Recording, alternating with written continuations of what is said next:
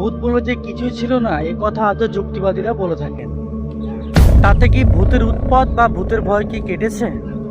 এই নিয়ে মানুষের কাজ কিন্তু থেমে নেই।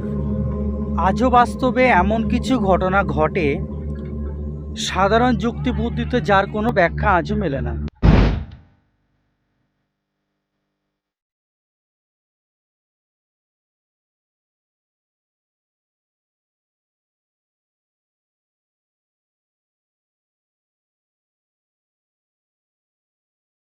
যেমন উত্তর চব্বিশ পরগনা জেলার বাগদার মাঝের পাড়ার পুরনো দিনের এই বাড়িটি, সবকিছু রহস্য এই বাড়িটিকে কেন্দ্র করে। অজানা আতঙ্ক মাঝের পাড়ার বাসিন্দা ইন্দ্রজিৎ বাবুর বহু আগে বাগান ঘেরা এই বাড়িতে স্ত্রীকে নিয়ে থাকতেন।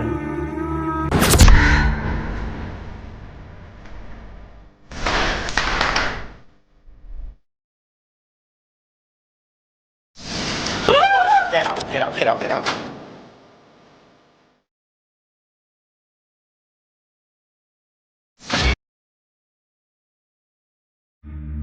বেশ কয়েক বছর আগে শুরু হয় গা ছমছমে ব্যাপার। অবশেষে 2017 সালে ফেব্রুয়ারি মাসের শুরুতেই এই গা ছমছমে বাড়িটি ছেড়ে চলে যান তিনি। এই বাড়িতে বিভিন্ন ঘটনার সম্মুখীন হয়েছিল ইন্দ্রজিৎ বাবুর স্ত্রী। যেমন আলমারি যখন খুলছেন, আলমারির ড্রয়ার থেকে আগুন বের হচ্ছে।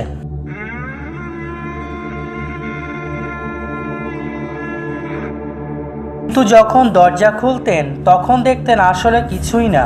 এই সমস্ত ঘটনা চলতে চলতে একটা সময় এই বাড়িতে আগুন লেগে যায়।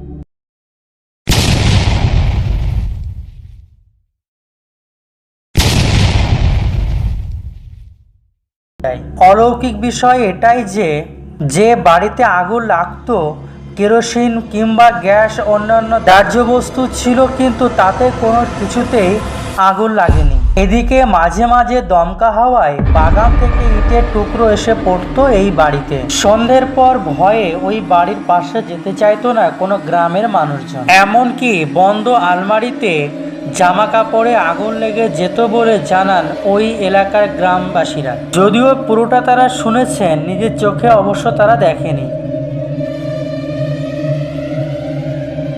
বাক্সের ভিতরেও আগুন, কিছুই না তো আগুন।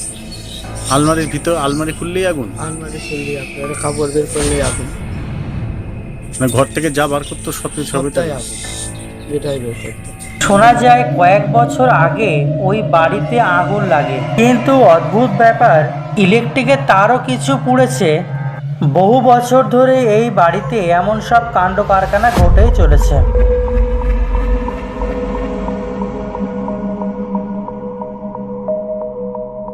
তাদেরা বলতো যে এরকম ওদের ঘুমাতে অসুবিধা হয় বা ঘরের ভিতরে এরকম কিছু একটা শব্দ হয়, ওই যে কোনো কিছুর আওয়াজ বা কোনো কিছুর শব্দ কানে লাগে। তবে তার সব ঘটনা সহ্য করে থাকতেন ইন্দ্রজিৎ বাবু, কিন্তু তিনি যে বারংবার এই সমস্ত ঘটনার সম্মুখীন হবেন তা তিনি কল্পনা করতেও পারেননি। শেষমেশ তিনি বাড়ি ছেড়ে দেন। হাবড়ায় স্ত্রী সন্তানকে নিয়ে ভাড়া বাড়িতে থাকতেন তিনি। ইন্দ্রজিৎ বাবু বাড়ি ছেড়ে দেওয়ার পর আপাতত বন্ধ ছিল তার ঘর। বাড়িতে দীর্ঘদিন ধরে থালা বাসনের শব্দ পাশের ঘরের থেকে হচ্ছে। আমরা যখনই ছুটে যাচ্ছি সেই ঘরে গিয়ে দেখছি কিছু নেই, ওপরে নুপুরের আওয়াজ, যাচ্ছি কিছু নেই, এরকম দীর্ঘদিন ধরে হচ্ছে। যদিও পাশেই থাকতেন শরিকরা, পুরনো দিনের এই বাড়িকে ঘিরে তৈরি হয়েছে এইসব রহস্য। সেই সময় উদ্ঘাটন হয়নি, শুল্ক বাবদ বা জমি জমা সংক্রান্ত কোনো বিষয়ে সমস্যা সেভাবে আসেনি। তবে প্রশ্ন একটাই, রহস্য নেপথ্যে কি?